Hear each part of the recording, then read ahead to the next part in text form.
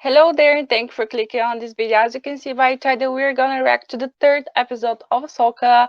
And I must say, the Ahsoka show so far, first of all, it hasn't really been just about Ahsoka, it has been about Sabine.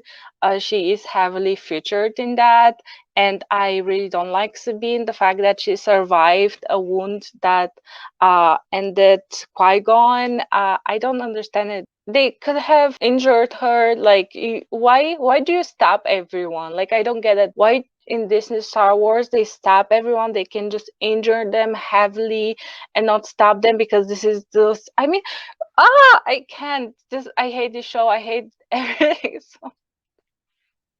So apparently, Star Wars Theory has been praising this episode, saying Star Wars is back. And bro, at this point, just give up. I don't understand. I don't really don't get it. He's also making videos in defense of that, and I don't have anything against him. Like, he can genuinely like this, or he's just a bit too naive and too hopeful. But I'm just like, bro, is it really that great? Like, I started watching this video of him talking about why Ahsoka is acting that way, and he's like, no, she's not. Like, this is normal. Like, really? Anyways, let's watch episode 3. Apparently, this is the best episode of Star Wars ever, and yeah, I'm excited to see that. You can maybe see some of my screen here because it's just easier for me. So let's watch this. So I guess people are happy about, Ahsoka training Sabine. You're just rehashing the same old story hundreds of times and selling it as something new and innovative. Like, you're making the same scenes but worse, without heart, without soul. Like when Yoda was teaching, look, I'm sorry, but the whole situation had a lot of heart and a lot of soul, and it had stakes. And this is just rehashing the same old thing. Like, all these scenes that they're selling as amazing, we've seen that hundreds of times already, and in a way better way than this. But Sabine doesn't have the force, or does she? I don't get it. Like, does she have the force? Like, explain this to me. Wow, this scene has been going for a long time. Oh my god, this was the first scene. Oh my god, and it took already like 5 minutes. That's why the Mandalorian was good, because it was something fresh and new, and even if oh, is that Motma? Somehow he returned.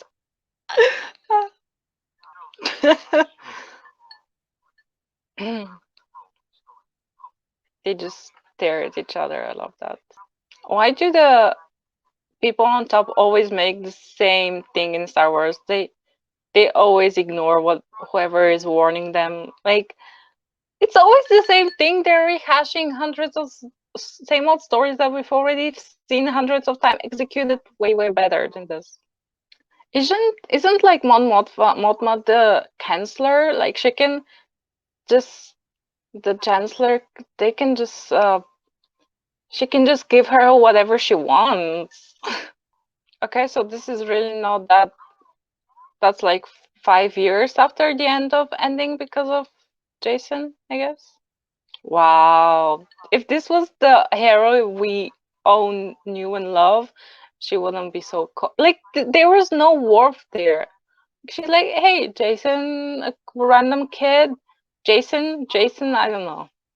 Why do they always like they all talk so quietly and like so calmly, like there is no emotion or feeling or facial expression in them, like. Well, you don't have to. You're Mandalorian. I don't get it. Like, why are they making? Oh, okay, so the Force is in everyone. Also, it's up to talent. Also, it's up to discipline who becomes a Jedi. So the fact that, oh my God, this is so stupid, because they had an arc where Palpatine was after Force sensitive babies. This, oh my God. I can agree from my personal point that the Force resides in everyone, but some are just way more sensitive to it, and it's stupid. Like they're retconning so many things in one sentence. Like nothing matters anymore. Character, these are that's not Ahsoka, that's not Hera. Like especially Hera, I really liked Hera, and now she's just this cold and distant wannabe boss babe. Also, Sabine wouldn't have been a proper candidate. I don't need Sabine to be a Jedi. I need her to be herself. That doesn't what does that mean? What that does mean? I don't know. Okay, they're gonna fight now with the planes. With the planes. With where these go? Oh my god! I told you, like we've seen this already. Like that. That's why The Mandalorian was so refreshing because everything was super grounded. It was it also repeated stories, but it was kind of different. Like it would tell stories in a different way. I don't know. This is just the same old, same old. They're not even. It's not even the same old. It's a worse version of the same old, same old. You know, like they kind of change their tone, but they always, even in those high pressure situations, right? They talk just the same. Oh my god, Ahsoka smile. Even Boba Fett was more original than this. Never mind Andor. Like Andor was a good show. It was very slow paced, but as an overall story, it was actually good.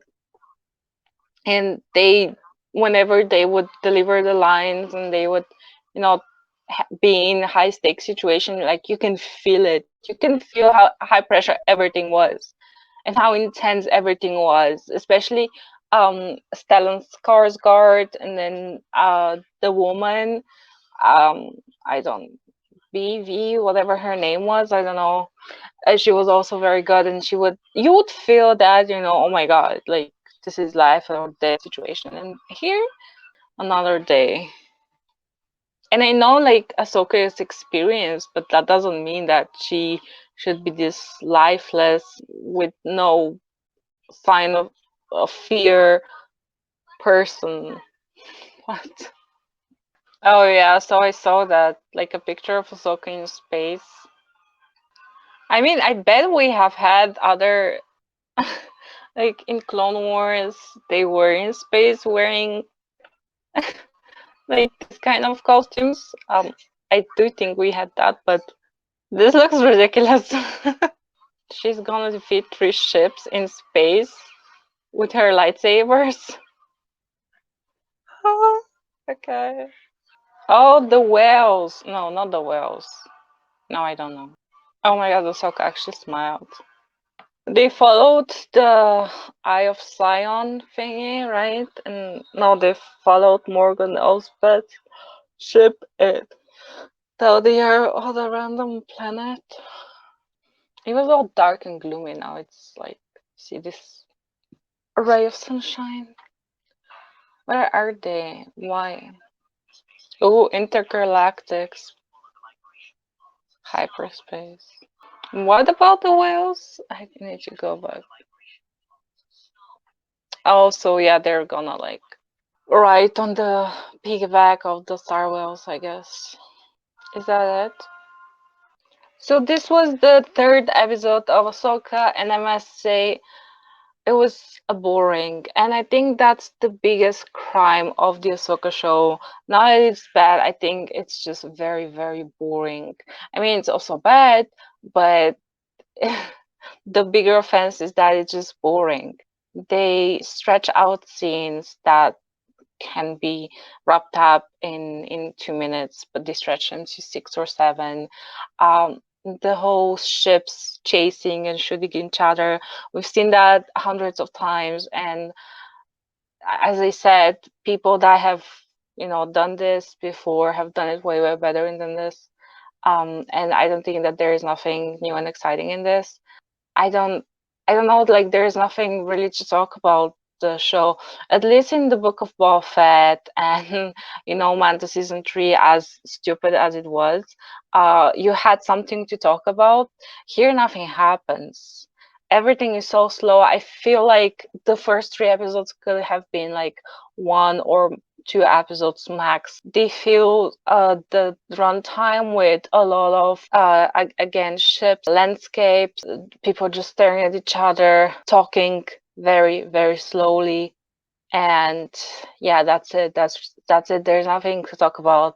I guess the only thing is the force aspect, that everyone has the force now. And yeah, I guess Star Wars Theory made a reference to this episode that it's all about the midichlorians, I guess.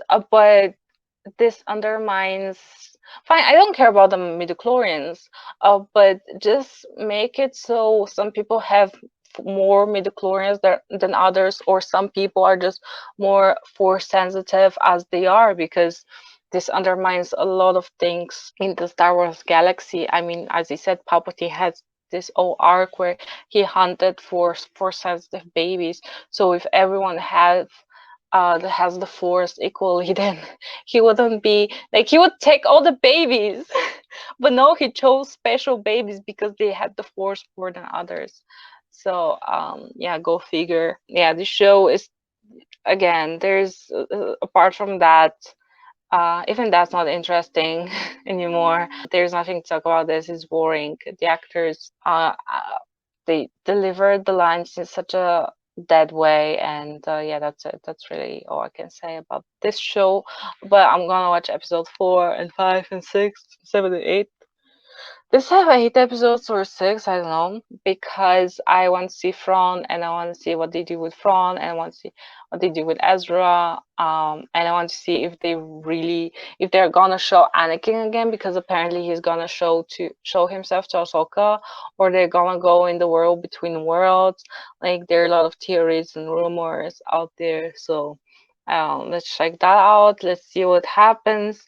Let's see how much they can further destroy Star Wars. I mean, they're not destroying Star Wars, because for me, this shows everything from Disney that I consider Star Wars is Clone Wars season 7, which, I mean, I'm sorry, but you cannot contribute to Disney because it was released on Disney. Like, it was not produced by, it was not made by Disney. I guess some people were involved, but it was really just leftover story from leftover times. And yeah, you can see the episodes that actually, I guess, Disney made with the two sisters that were just so unnecessary, where you could, anyways, anyways, you could have just continued with the story, but no, you had to stop and make some filler episodes, because why not? I feel like the Bad Batch is not bad. I do like the Bad Batch. It's very Clone Wars like.